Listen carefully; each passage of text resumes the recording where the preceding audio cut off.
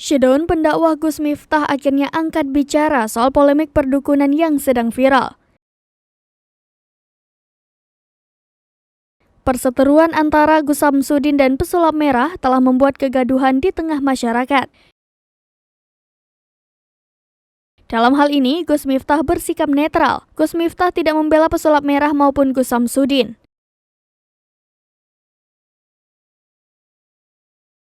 Bagi Gus Miftah, sudah jelas bahwa hukum perdukunan itu haram.